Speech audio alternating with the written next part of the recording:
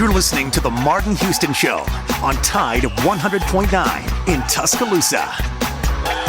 On the Tide 100.9 app. Studios in Los Angeles.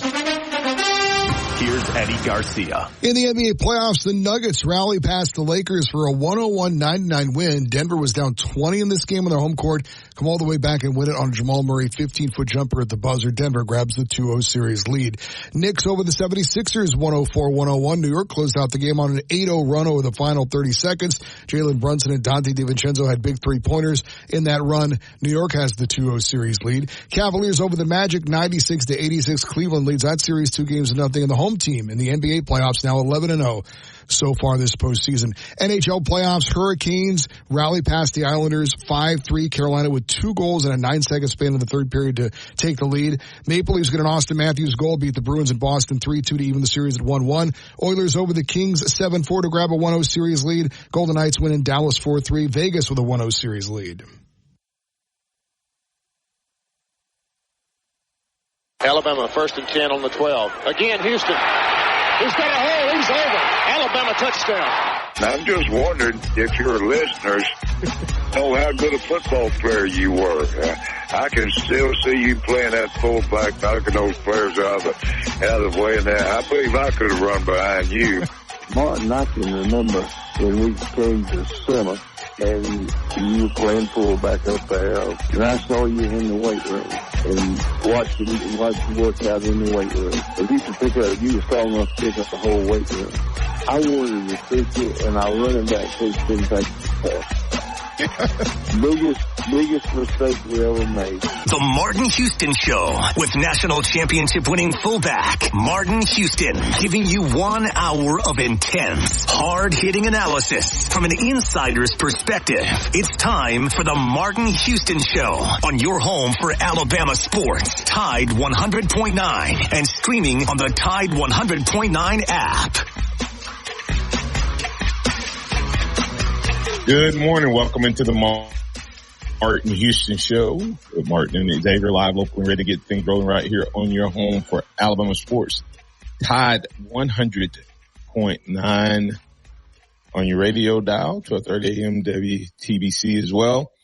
Also, you can join us on the Martin Houston Show podcast every day, Monday through Friday from 6 to 7 a.m. Follow and subscribe on the live stream at facebook.com/Alabama Sports with Martin Houston. We're talking Alabama sports, the sound of Alabama sports, your show, your team. We'd love to hear from you today. You can always support the show. Give stars at facebook.com/stars. That's fb.com/stars. The playbook for today is we'll have DC Capstone joining us to talk a little transfer portal SWOT analysis overall from the team, get some of his thoughts in terms of recent activity in the portal as well as the NFL draft that's coming up. But the topics are always open to you. You're always welcome to get in on the conversation, and you can do that at 205-342-9904, 205-342-9904. That's the Alabama One hotline, which is always open for business. If you have a question, thought, comment, etc., that you'd like to share online with DC, the guest, and myself, you're always welcome to do that. And then, of course, the live stream is open for business, and you're always welcome to join us there. And we see we already got a couple already joining in. Good morning, Jed, CJ, and George, amongst others. We're ready to get things rolling. Remember that this is a day that the Lord has made, so let's rejoice and be glad in it. Take some time today to notice someone, love someone, serve someone, be the difference you want to see in the world today. It's been a couple weeks since we had DC on, so may do a little circle back with him and get his thoughts on some things that's happened in the past week or so. But definitely want to make sure that you know that this is all about you and what you have going on. Good morning, DC. How you doing, sir? Oh, good morning, Martin. Glad to be back. Glad to have you back. You've been in our prayers, and you and your family will continue to be so. And we appreciate you getting up and at 'em with us on this beautiful Tuesday morning. DC, we had asked a question a couple days ago, about the transfer portal. Is it more important who you keep or who you get? Love to hear your thoughts on that, sentiment, in terms of, the priority of the recruiting world and roster management in today's culture. Well, I think it's depending on where you want to be proactive or reactive. The proactive approach is to keep everybody you need to keep. But there's certain people that have made their mind up that they're going to go anyway. I think we've seen that in Alabama this year when Coach Saban was about making his announcements, or right around the time he made his announcements. And then there's the reactive nature of, okay, this is who we have, this is the team we have anyway, so now who do we got to go out and get? So I think in most coaches' mind, they try to do both. But in a team concept, if someone's going to leave and you can't do anything to stop them, if there's more money on the other side or some personal reason that they're going to leave, then I think the idea is that whoever you get is going to be the most important thing. Who you're going to go after. And I think that's probably what most coaches, most teams concentrate on. So you're saying you think well, I'm asking you which one would you do? You're saying you're going to let the players dictate based on that response. What's your priority when you're, just like before when Nick Saban was here, he had a priority. He was going to recruit certain positions or certain players first. So the question, and just correct me if I'm wrong, you're saying yours is determined on who leaves and who comes or who goes. You don't prioritize it before? Yes. I think you prioritize what you want to go out there and get, but I think what you go out there and get is dependent upon what your needs are. So I think that's the approach I would take. What everybody's needs are is who I was going to go get in the portal, and that's what I would prioritize. Okay. And I'm the opposite. I'm building my team off of who I have first. And that would be my priority, because I think I think that's Kalen DeBoer's approach. As we sit right now, Kalen DeBoer hasn't lost a player in the portal.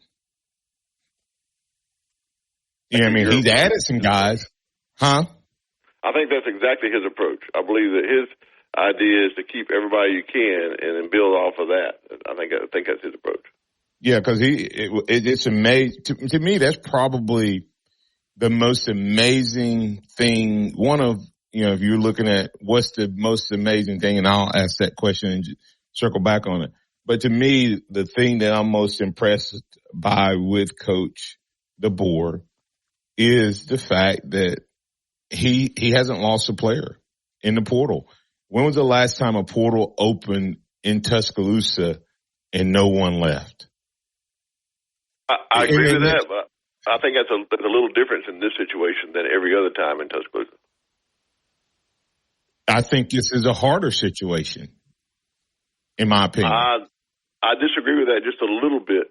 Yeah, and the reason I say that is I don't think it's unprecedented. We haven't had this situation in Tuscaloosa where there was a 30-day window open to transfer before anyone else's teams, and because Coach Saban left, that 30-day window allowed people to transfer. So it wasn't Kalen DeBoer. He didn't have time to come in and hold those players. They're out the door and gone. Those that wanted to go. But so I think those would have been some of the ones that may have had an opportunity to make a decision to leave when the portal opened. But because in this situation the portal opened for those for 30 days, we saw more departures. Now I don't say that's a knock on Caleb DeBoer. I think he's done all he can to the ones he have, and so I agree with you. He's done a great job. Yeah, and see, to me, the fact that he came in as a brand new coach and not one player, scholarship player, has left, tells me I would expect more, because this is your legit chance, and if you didn't get there, you're starting over. So yeah, I agree that some of those who probably left when at the beginning of Kalen DeBoer's era, I don't count those against him. I count those against Saban. But you look everywhere in college football, it doesn't matter who the coach is or what there is.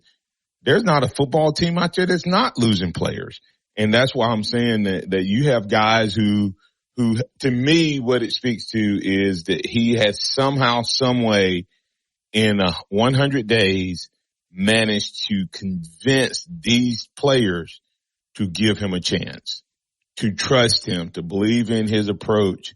And to me, it's just amazing. I mean, just with without a doubt that the Alabama roster has been recruited and that nobody's left. And I would say that the guys that have been recruited have been recruited at a high level, even though it's illegal. And the fact that now you have a bona fide, multiple players, multiple transfers and all that stuff. So we'll get to the rule change, et cetera. And so, to me, the fact that he has had, I think, one kid, Sawyer Dearman, CJ Watson, he was a walk-on, is the only kid that's left. Now, I do believe that there's going to be some other kids leave. Kalen DeBoer said that they're having their one-on-ones, right now. He's wrapping that up. And there may be some leave, but I think they're going to leave because they're going to come to a mutual understanding that there may be a better opportunity somewhere else. Because I think we're still in the portal. We still have some guys we need to get, in my opinion. So, it'll be interesting to see how many leave, but it's been impressive that after a week, no one is left. And at no point winning championships, starters, guys who were contributing, guys who would be the next starter up in every cycle that since the portal's been open, guys have jumped into the portal, in that first week. So, I'm totally impressed with him on that. I'll let you come in, respond, and we'll get a couple calls on the other side. Yeah, I think I agree with you. I've been totally impressed with what he's done in Alabama too. I think it's a testament to his personality, his coaching style, and the offense and defense that he's brought in. I mean, it's almost unheard of to have a coaching change and then someone not want to leave just particularly because their style of play is different than the coach that's come in. So I agree with you 100%. And that's the craziest part is, which in some ways makes me believe even more, DC, that there was some, I'd hate to say Nick Saban, I mean, he recruited a defense that you would think that wouldn't fit, yet all the guys who stayed are still here. And they all have moved to different places. They don't, like I said, don't mean that there won't be some guys leave, but Alabama's at a full scholarship rank right now. So there's only two options right now. Either Alabama's finishing the portal, or three options. Either Alabama's finished taking guys from the portal, there's going to be some guys leave, or DeBoer has figured out another way to get some more scholarship level players in without having a scholarship. We'll talk about that on the other side. We'll also get a couple calls in on the other side. Hey, there's been some rule changes. What are your thoughts? Call us up, 205-342-9904. That's the Alabama One hotline. Let us know what your thoughts are, or add your thoughts, comments, and reactions to the new rule changes right here on the live stream in the chat. We'll be back to keep the conversation rolling with DC Capstone Report. Tide 100.9 traffic. Tuscaloosa traffic now from the Townsend Nissan Traffic Center. The drive along southbound 69 from Middle Area Road to 15th Street is clocking in at 8 minutes. Along McFarland from Airport Road across the river down to Jack Warner, an 11-minute drive there. And Nissan is your number one dealer, and they'll beat any written offer or pay you $1,000. Keeping you number one keeps Townsend Nissan number one. See dealer for details. Tide 100.9 Tuscaloosa weather. A beautiful day today with a sunny sky. Tuscaloosa's high 75. Mostly fair tonight, the low 53. Tomorrow, partly to mostly sunny, the high 76. Thursday, a mix of sun and clouds, a few scattered showers around, the high 79. I'm James Spann on the ABC 3340 Weather Center on Tide 100.9. It's 41 degrees in Tuscaloosa. Welcome back to the Martin Houston Show, the sound of Bama sports. Your show your team on your home for Alabama sports. Tide 100.9 and streaming on the Tide 100.9 app.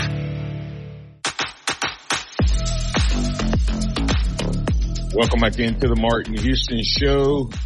Check us out at alabama1.org. That's alabama1.org. They are your hotline sponsor, and they are the title sponsor. They have great programs going on all the time. You can join the golf tournament, be a sponsor or have a team, but also,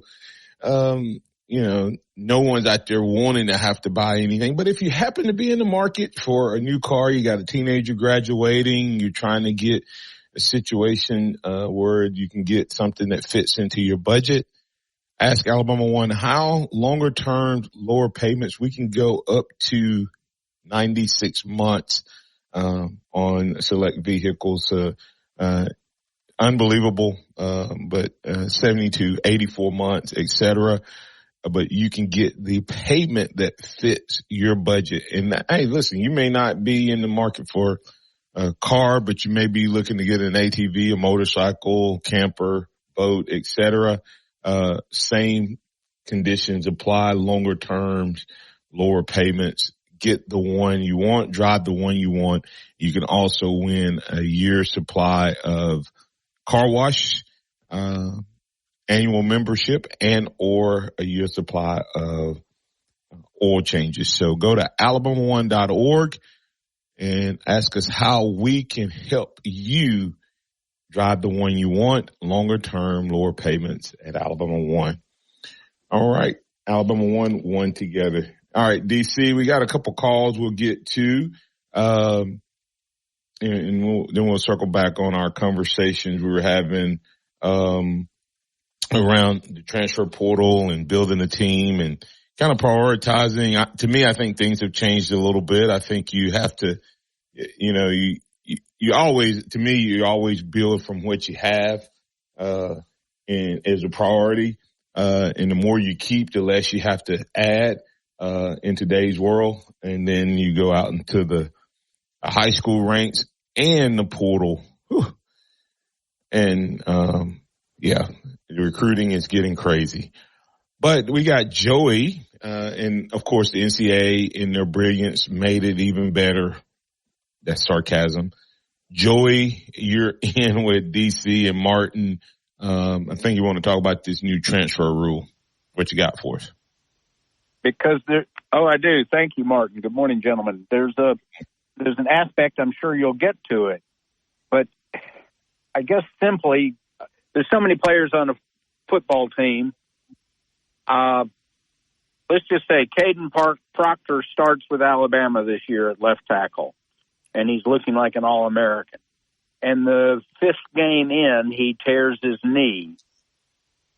Alabama can go across the nation and look at City College or whatever where there's some great player, but he knows the college isn't going to do anything, and that player can leave school, come to Alabama, and start the sixth game.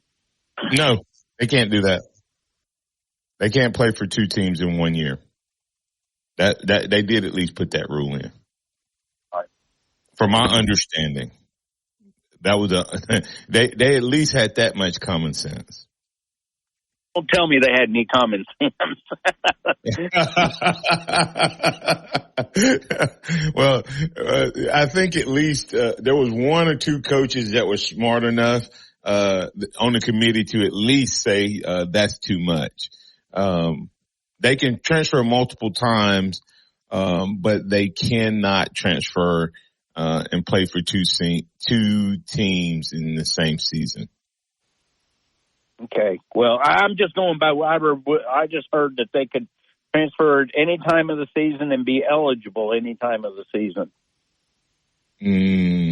DC, I heard opposite. So, DC, okay. My thought was that they could transfer at any time and become eligible, not have to sit out a year, but they can't play for two teams within the same year. Correct. Yeah. I would just move for and the portal window stayed, I think. Justin, could you check that for me? I think the portal window still stayed. The only difference, this really, Joey, wasn't a change from what had been happening since the beginning of last year or the end of this past season. This really wasn't a change. They just ratified it and made it a rule.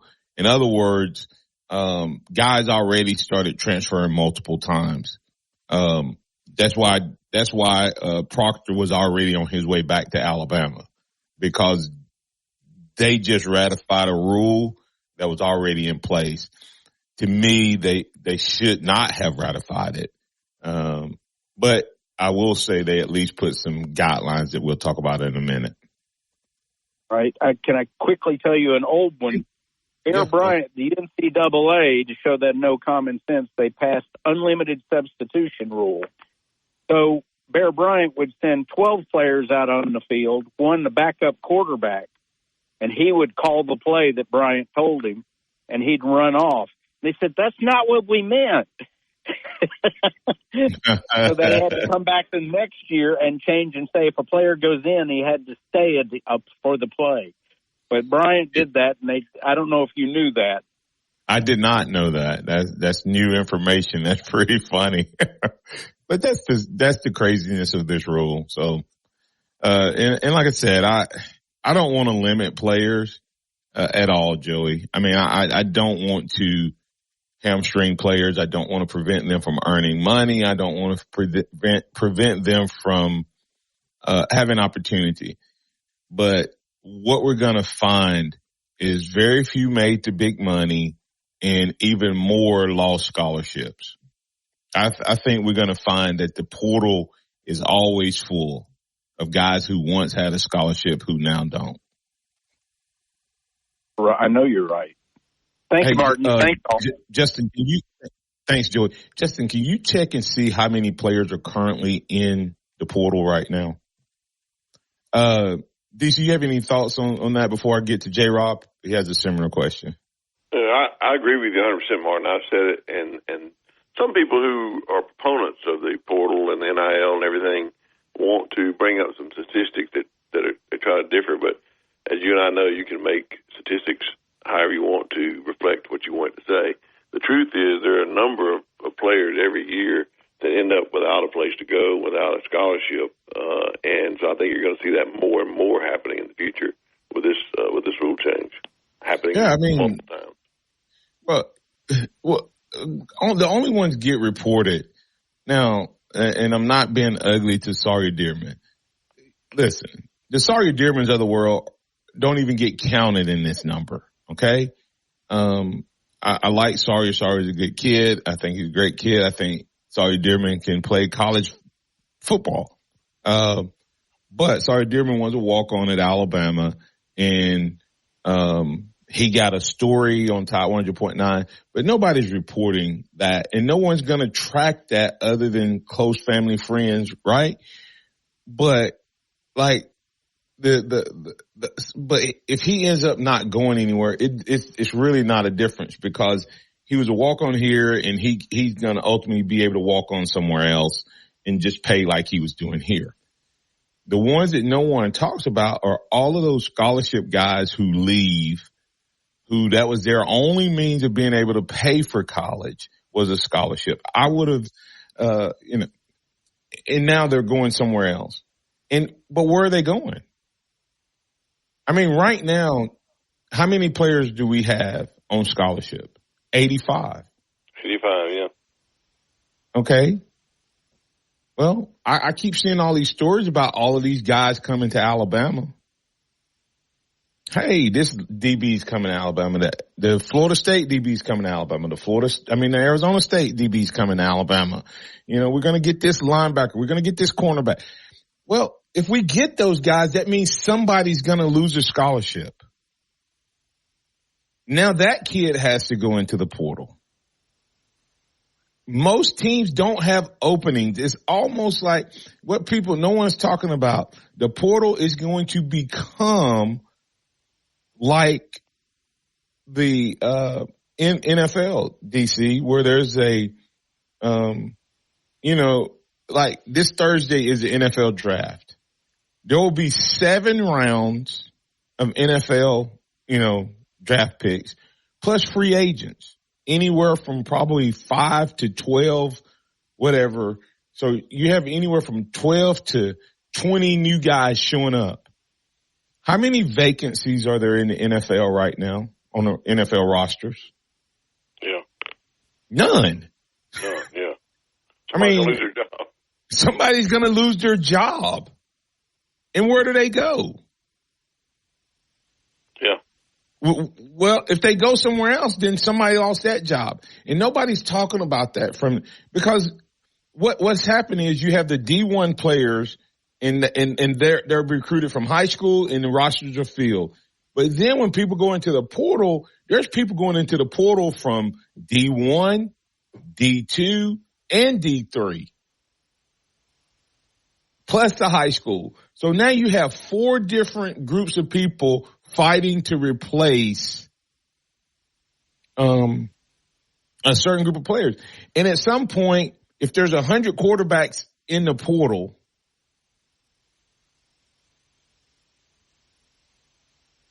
this is crazy. And that's what I was talking about, manipulating statistics. They'll say 100 quarterbacks got into the portal last year, and 99 of them found jobs at another team. But they don't say about the 99 players they replaced at the other team. My point is, and your point, I think, is someone's losing a scholarship somewhere. Yeah. And they also don't say when they found somewhere else and they say they committed, they don't say whether or not they got a scholarship. Or whether or not they're playing. Right. Most of them don't play. Right. Most of them do not play at the next place. The Athletic is one reporting source. It's saying 2,300 players in the portal. 1,400 of them have announced commitments. I'd love to see those commitments. You see what I'm saying? That's 900 more players. Let's look at that for a second. 900 players. Let's just say that statistic is correct, DC.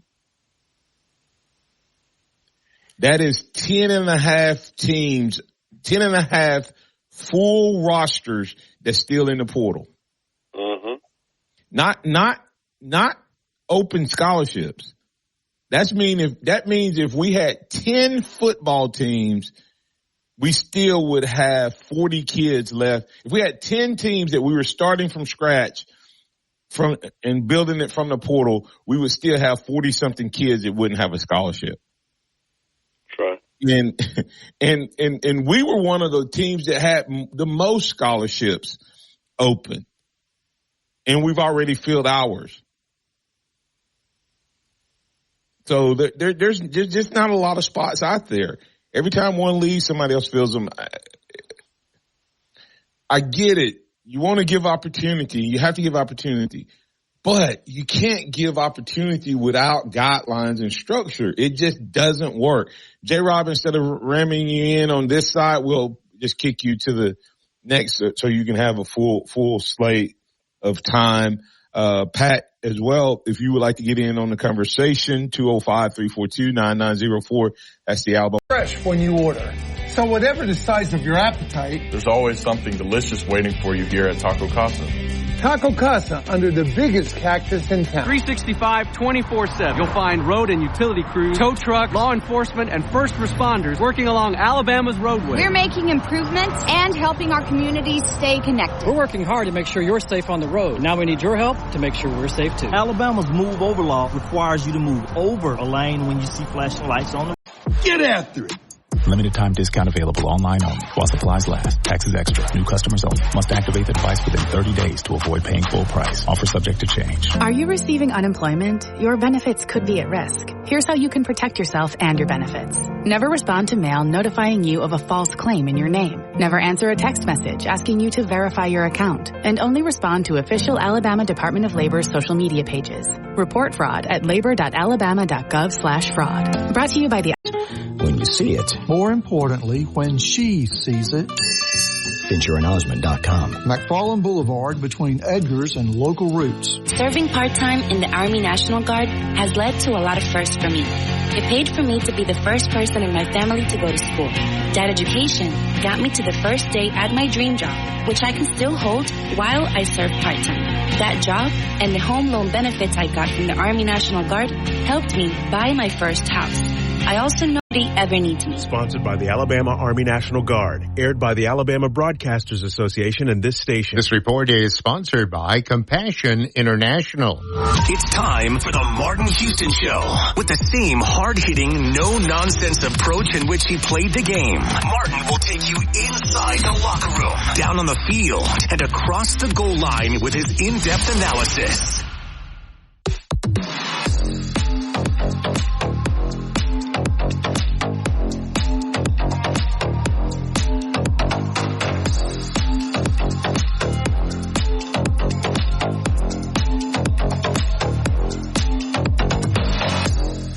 Welcome back in to the Martin Houston Show. We want to thank the great folks over at Billy's Cooking Restaurant, Billy's Cooking LLC. Go check them out. DoorDash your order today or call them at 205-632-8617. Also want to thank Southmark Design, official outfitter of the Martin Houston Show. Southmark Design, southmarkdesign.com. All right. It's so crazy to just you go to the portal, DC, and I just, I'm just checking. Let me see. 1, 2, 3, 4, 5, 6, 7, 8, 9, 10. Oh, that's just the top 10 players. Keep going. 11, 12, 13, 14, 15, 16, 17, 18, 19, 20. Oh, load more. And page 3 and page 4 and page 5 and page 6. And DC, and all I've done so far is click on the quarterbacks. Page 7. It shows you how many. Page 8. Page 9. Page 10. It is still just quarterbacks. So there's at least 100 quarterbacks that have entered the portal. And of course, when the position that most likely when a quarterback enters a portal, that probably has the biggest domino effect because that quarterback goes to the school, and then what happens? A quarterback or more from that school goes in the portal, and then those guys go somewhere, and eventually somebody ends up without a scholarship, without a home. Right. So anyway, let's get to J-Rob. You're in with DC and Martin on the Alabama One Hotline. What's on your mind, sir? Good morning, Roll Tide, gentlemen. Good morning, Roll Tide. Roll Tide. Coach Saban always found a way to fit whoever he wanted into his roster. I mean, he got creative with his management somehow. He gray-shirted, delayed entry, found a checker scholarship or something to get whoever he wanted to put. J-Rob, he also put guys on the road. That's the ugly side that nobody ever talks about. This has been going on. This has been going on before. The players just have control now. Yeah, you're right. I agree. But speaking of the portal, what a great weekend we had this weekend in the portal in both the top sports of men's basketball and football. Coach DeBoer knew he was losing the NCAA leading scorer. Well, he never had him, but he knew about him, and he knew there was a hole there, a kicker. So what does he do? He goes and gets the guy that wins the Lou Groza Award. That, to me, is amazing. It's awesome. And Coach Oates, he goes to the Final Four this year, and does he rest on his laurels? Does he take some time off and rest? No, he goes straight to work, and he steals the All-American guard from his cross-state rival in Aiden Holloway. And I think he actually fits our system better than he did theirs. So we had a great weekend. What do you guys think about it? DC? Well, I think getting the kicker from Miami, Ohio was just a great thing. I mean, you go out and get the Lou Groves Award winner. It fills a need on your team. You know, we heard coming out of spring that no kicker had separated himself. One of the walk-ons jumped in the portal. And definitely a high need was met there in getting him. No doubt that many games are won by kickers or lost by kickers. So you're going to see that be a good thing.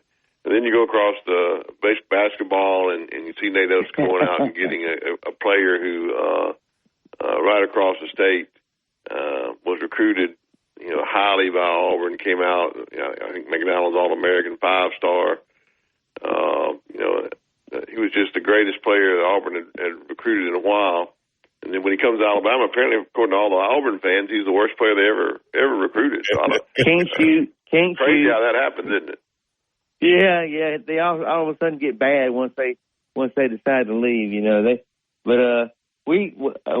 he can't shoot, I guarantee you, Coach Oates will get him in shape. But I have a feeling that he'll do all right in that system. I think he will too.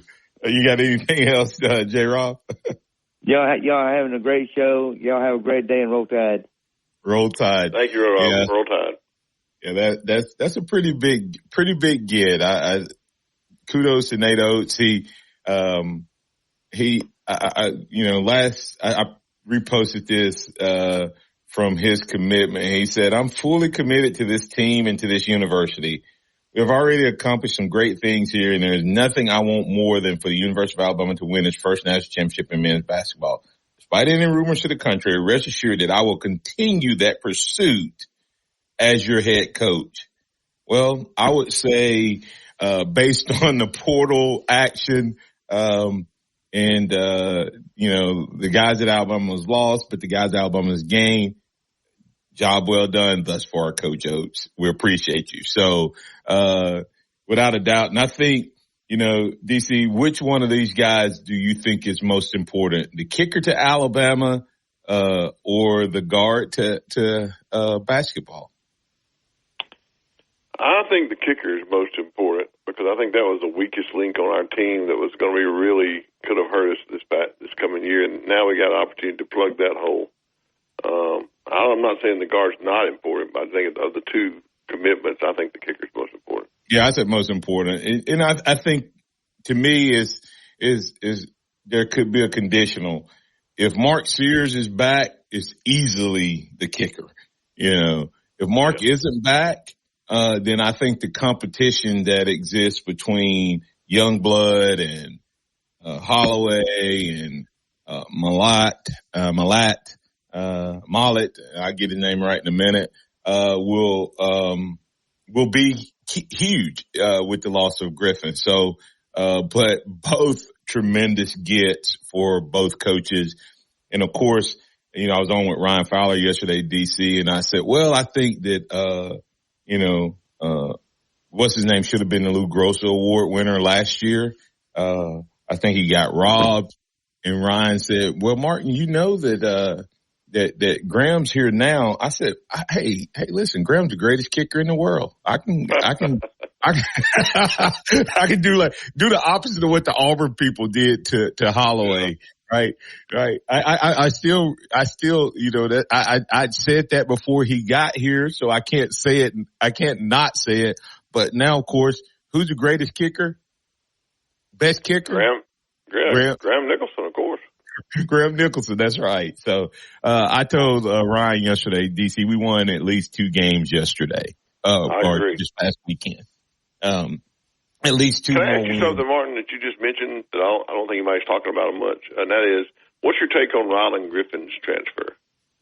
I think there's more to the story. I don't think it's all Rylan and him wanting to leave. I'll leave it at that. I think there's more there. He was just too much of a fit. He was having He had too much for it just to be about him leaving. I mean, he was in a great system where he was thriving, and he was the cornerstone. What did Nate Oates say we were going to build on after the national championship? Defense, right? Defense, yeah. And, well, who's the best defensive player on Alabama's team? Yeah, Ryland Griffin. He was a stopper. Yeah. So, did you hear the news what the guys are saying about Herb Jones now? No, I missed that. About him being some guys in the NBA are saying, and I forget the specific player, and now other guys have come out and concurred. They said he is the avatar for the NBA basketball player today. Well, I would agree with that. They said he's your showstopper on defense. He's hitting from the three. He's intense. He can match just about every position on the court. It was it was really, really well said. And to me, Ryland was some of that at the college level and would have only improved. So I think there's more to it, DC. I really do.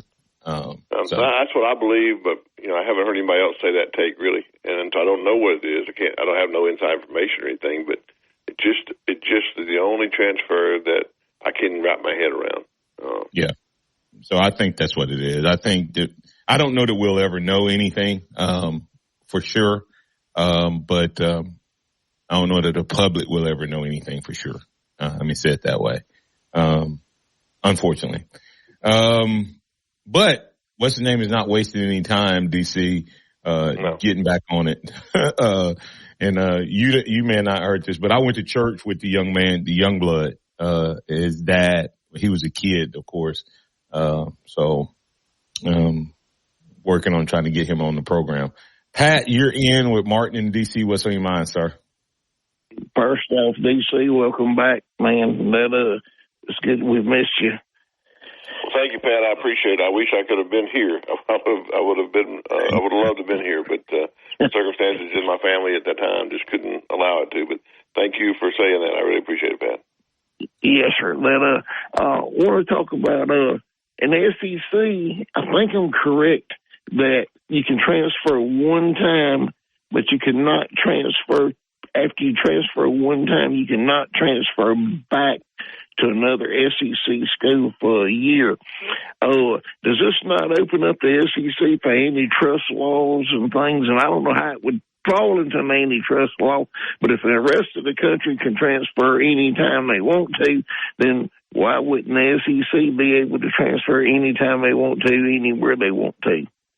They can transfer, Pat. They just are not eligible.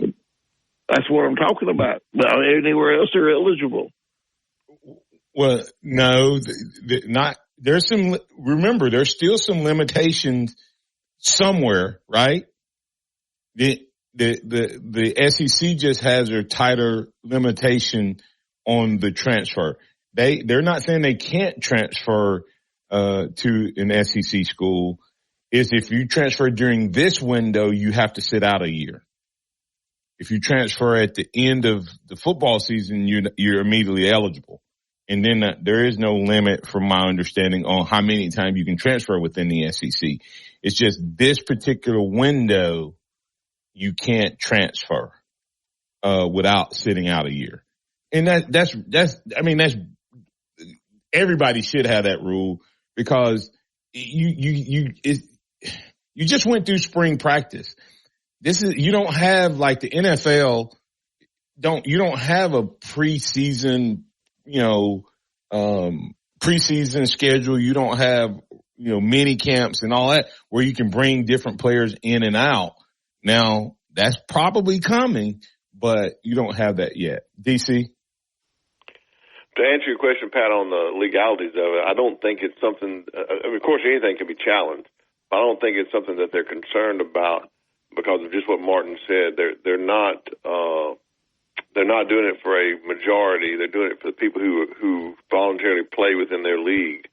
So they can't, and they all have agreed to make these rules in their league.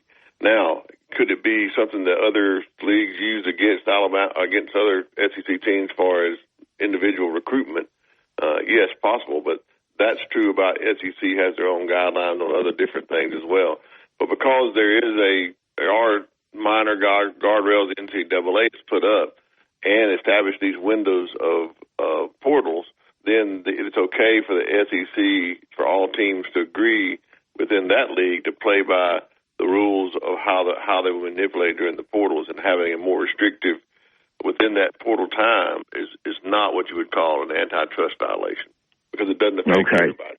Yeah. All right. One more question, guys, and let somebody else talk. Is that, are we going to go to from 85 to at least 95 scholarships with, and most schools don't have the ability, a lot of schools don't even have 85 scholarships because, even though they have them, they don't have them filled because they don't have the money to fill them, and that this is going to affect the high school football player big time unless you're a superstar coming out of high school. This is going to be a bad thing eventually because they're only going to get players out of the transfer portal that are already showed that they can play somewhere in comparison to the unknown you have coming out of high school. What do y'all think?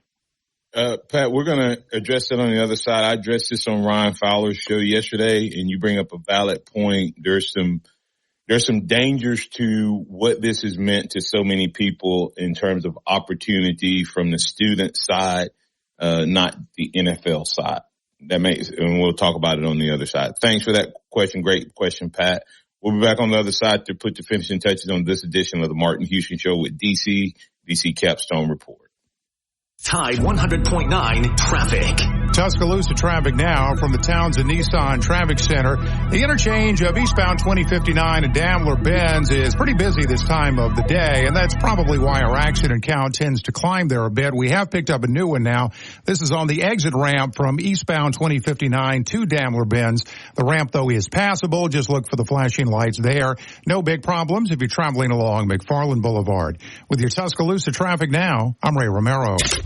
Here's what's trending on the Tuscaloosa Thread. Good Tuesday morning. The Tuscaloosa City Council Finance Committee is expected to consider an incentive package this afternoon at their meeting that includes tax breaks for a potential mixed-use facility on the blighted McFarland Mall property on Skyland Boulevard. Cassius Lanier represents the area on the City Council.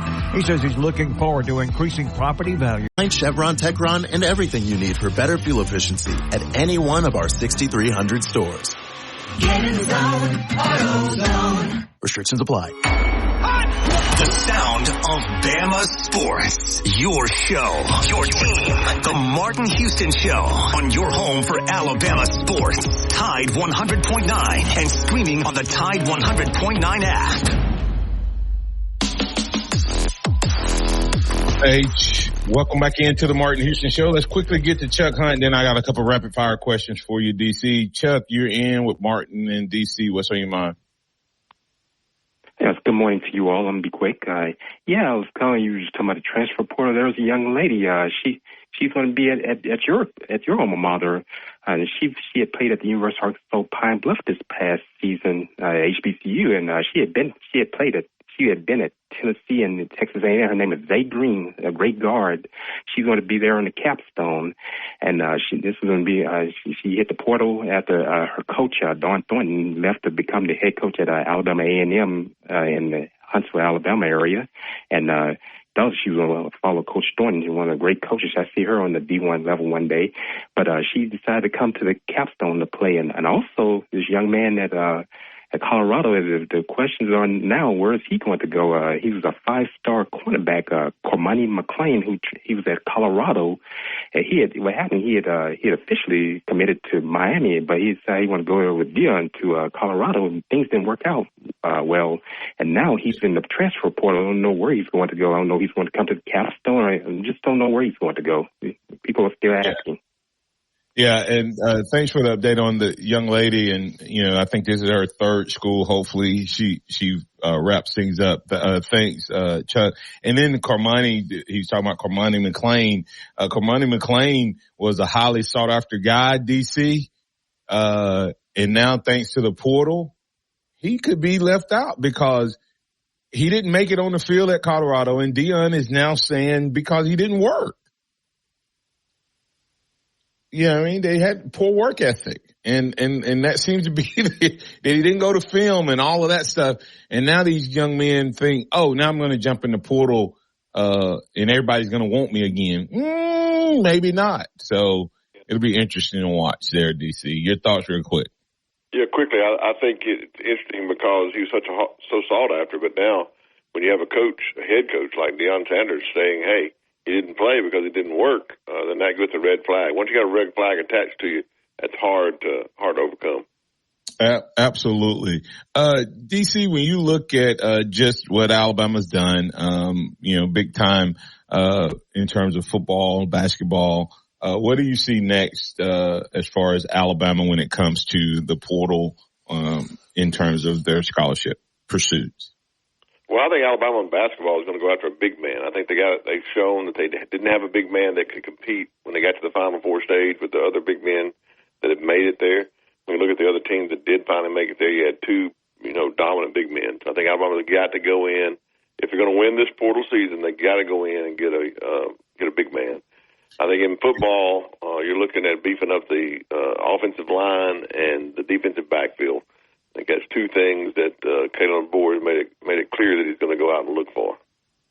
Yeah, and then the big question is who's out if that happens, because I think both teams are at their max right now, but they both have stated needs. So there will be probably somebody from Alabama that goes in the portal, unless DC.